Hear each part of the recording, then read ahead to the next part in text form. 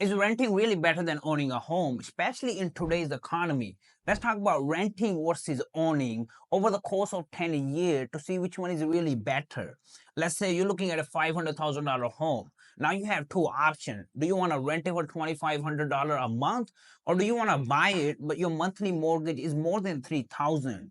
Now, on paper, renting might seem cheaper, but is it really? Let's compare numbers. Let's start with renting.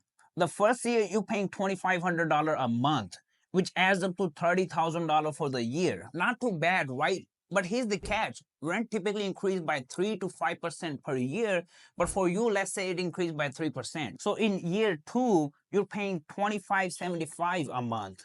And by year 10, your monthly rent jumps up to $32.93 a month. Over the course of 10 years, you'll have spent $344,000 in rent. But here's the catch. At the end of those 10 years, you have nothing to show for it. No equity, no appreciation, just expenses. Now let's talk about owning the same $500,000 home with an FHA loan, which is one of the easiest loans to qualify for. You're putting down 3.5% down, which is $17,500 upfront.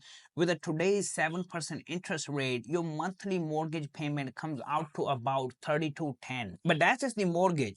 You also have property taxes, which in this case are around 1.25% of your home value, roughly $6,250 a year. Now adding homeowners insurance, which is about $1,500 annually, and your total annual cost for owning is close to $46,600. Over 10 years, you spend approximately $466,000 owning this home. On the surface, renting seems a lot more cheaper, but this is where things get interesting. Let's talk about appreciation.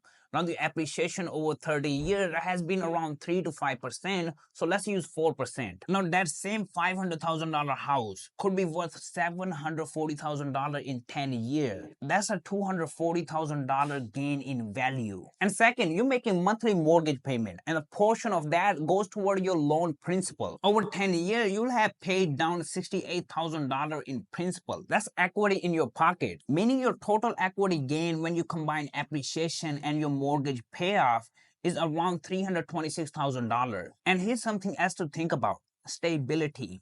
As a renter, your payment keep climbing and you are at the mercy of your landlord. And as a homeowner, your mortgage payment is locked in. Sure, your property taxes and insurance might increase slightly, but it's nothing compared to the unpredictability of rising rent. So is renting really cheaper than owning a home? Not when you look at the big picture.